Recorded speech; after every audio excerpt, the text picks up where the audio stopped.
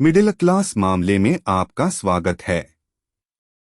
व्यापार समाचार में हिंदी समाचार से DRCMA अल्गेसन।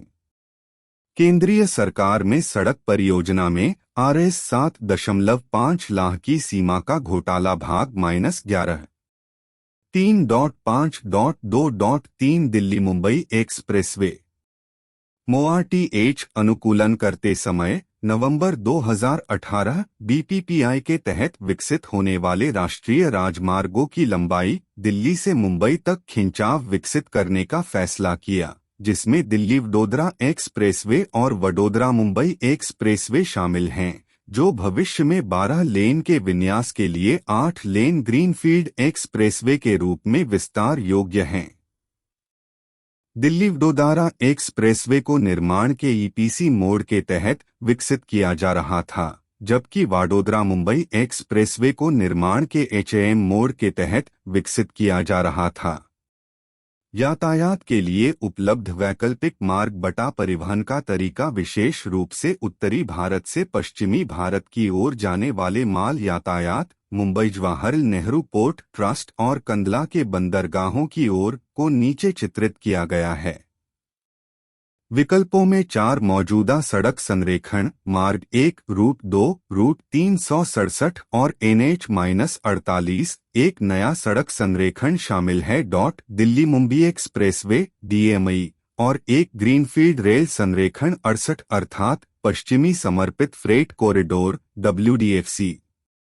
दिल्ली वडोदरा एक्सप्रेसवे उच्च प्राथमिकता एक्सप्रेसवे के रूप में MoRTH द्वारा दिल्ली वडोदरा एक्सप्रेसवे को प्राथमिकता दी गई। नवंबर 2018 NHAI बोर्ड 69 ने दिसंबर 2018 दिल्ली वडोदरा एक्सप्रेसवे का निर्माण करने के लिए 32,839 करोड़ की नागरिक लागत और 11,209.21 करोड़ की पूर्व निर्माण लागत के साथ 31 परियोजनाओं 70 के तहत गलियारे को विभाजित करके मंजूरी दी। इन परियोजनाओं की निर्धारित पूर्ण तिथियां सितंबर 2021 से फरवरी 2024 के बीच गिर रही थीं।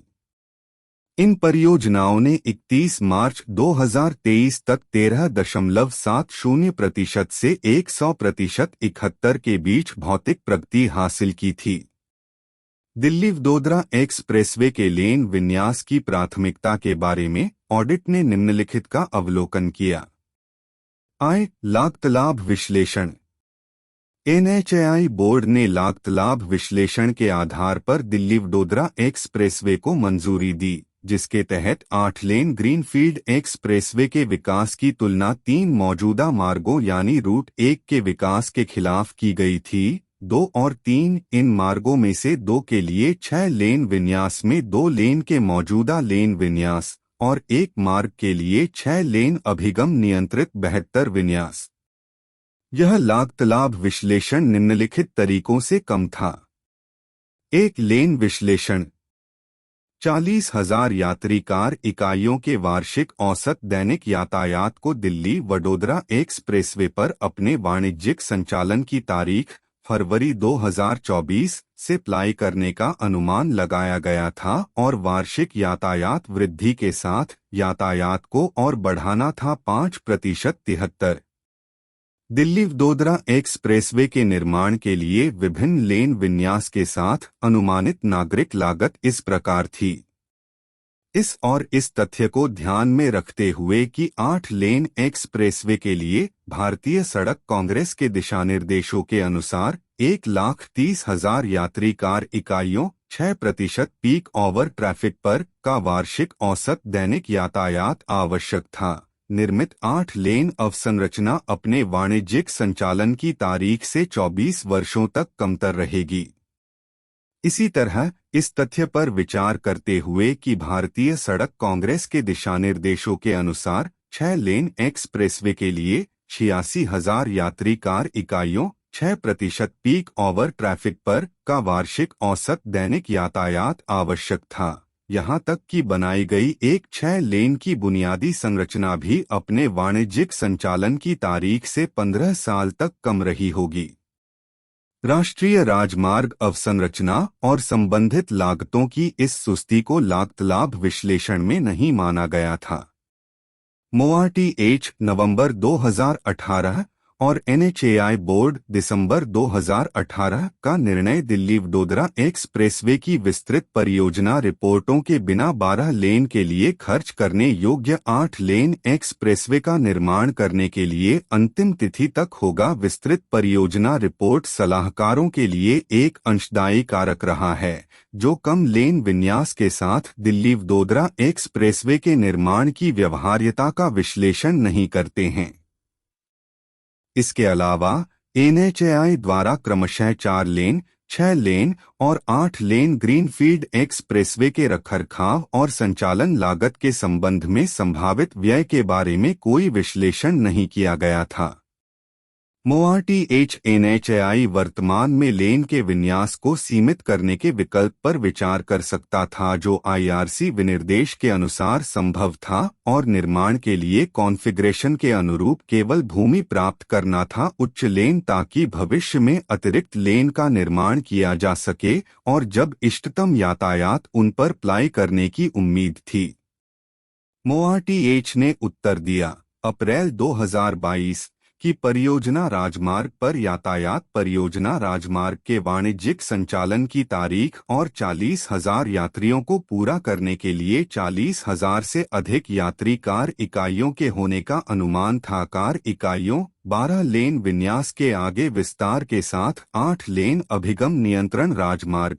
12 मार्च 2018 की बैठक में MoRTH द्वारा लिए गए निर्णय के संदर्भ में भविष्य की यातायात आवश्यकता के अनुसार विचार किया गया है। MoRTH का उत्तर इस तथ्य के खिलाफ देखा जा सकता है कि 4 लेन के संबंध में डिलीवरेबल्स और लागत की तुलना करने के लिए आवश्यक लागत लाभ विश्लेषण 6 लेन और 8 लेन विन्यास क्रमशः NHAI द्वारा नहीं किया गया था और वाणिज्यिक परिचालन तिथि पर 40,000 यात्री कार इकाइयों के यातायात पर विचार किया गया था। इस परियोजना के 8 लेन के बुनियादी ढांचे और 6 लेन के बुनियादी ढांचे को क्रमशः 2048 और 2039 तक कम किया जाएगा। इसके अलावा 12 मार्च 2018 को लिए गए MoRTH के निर्णय के आधार पर 8 लेन ग्रीनफील्ड एक्सप्रेसवे का निर्माण निम्नलिखित संदर्भ में देखा जाना चाहिए। भारतीय सड़क कांग्रेस के दिशानिर्देशों से अपेक्षित सेवा का स्तर 12 मार्च 2018 के MoRTH के निर्णय से अपेक्षित सेवा स्तर के बराबर था, जिससे उपयोगकर्ताओं को समान स्तर की सेवा मिल सके। अमीर विनिर्देशों के साथ राष्ट्रीय राजमार्गों का निर्माण 12 मार्च 2018 को MoRTH के निर्णय में परिकल्पित BPPI के वित्तीय परिव्यय के विस्तार में महत्वपूर्ण योगदान कारकों में से एक है। CCEA के 2 बार से 5.35,000 करोड़ के वित्तीय परिव्यय को मंजूरी दी गई, जो अनुमोदित सीमाओं के भीतर वित्तीय परिव्यय को प्रतिबंधित करने के लिए CCEA के निर्देशों के खिलाफ था। उच्च लेन विन्यास के साथ राष्ट्रीय राजमार्गों के निर्माण से उच्च रखरखाव और संचालन लागत होगी। MoRTH का निर्णय मार्च 2018 बिना किसी तकनीकी और वित्तीय विश्लेषण के MoRTH और NHAI की आंतरिक बैठक में लिया गया था, अच्छी तरह से परिभाषित मौजूदा भारतीय सड़क कांग्रेस के दिशानिर्देशों को दरकिनार करते हुए, जो विभिन्न विशेषज्ञ समितियों द्वारा समय की अवधि में जानबूझकर किए गए थे, और भारतीय सड़क कांग्रेस परिषद द्वारा अनुमोदित, जिसमें विभिन्न क्षेत्रों के विशेषज्ञ शामिल हैं। MoRTH NHAI, राज्य लोक निर्माण विभाग, केंद्रीय लोक निर्माण विभाग, केंद्रीय सड़क अनुसंधान संस्थान, सीमा सड़क संगठन, निजी विशेषज्ञ आदि तथा MoRTH का निर्णय मार्च 2018 वैसे भी ग्रीनफील्ड एक्सप्रेसवे पर लागू नहीं किया गया था। मौजूदा प्रतिस्पर्धी मार्गों पर रियायतों के काउंटर दावे। लागत लाभ विश्लेषण ने टोल राजस्व के नुकसान बटा रियायत अवधि में वृद्धि के कारण दावों की लागत पर विचार नहीं किया। मौजूदा NH-48 से ग्रीनफील्ड एक्सप्रेसवे पर यातायात के मोड़ के कारण रियायत का बायबैक BOT रियायत के तहत था। जयपुर टोंक देओली, किशनगढ़ अजमेर बीवर, अहमदाबाद वडोदरा, जहां रियायत अवधि 2027 से 37 के बीच चूक थी। इस ग्रीनफील्ड कॉरिडोर से पहले भी अहमदाबाद वडोदरा परियोजना की रियायत टोल राजस्व के नुकसान का दावा कर रही थी और टोल राजस्व में इस कमी की भरपाई करने के लिए NHAI ने 6 जून 2014 11 वर्षों के लिए प्रीमियम राशि 1,739.37 करोड़ की अदायगी की अनुमति दी और इस नए संरेखण के निर्माण से इसके दावे को और मजबूती मिलेगी।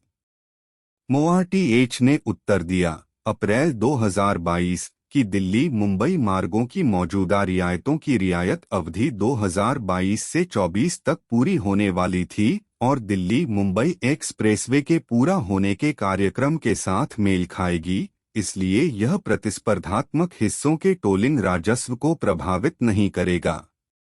MoRTH के उत्तर को इस तथ्य पर विचार करते हुए देखा जा सकता है कि दिल्ली मुंबई गलियारे जैसे किशनगढ़ अजमेर बीवर, जयपुर टोंक देओली पर कुछ परियोजनाओं की रियायत अवधि के परीक्षण के दौरान अहमदाबाद वडोदरा यह देखा गया कि उनकी रियायत अवधि क्रमशः वर्ष 2027, 2035 और 2037 में समाप्त हो जाएगी।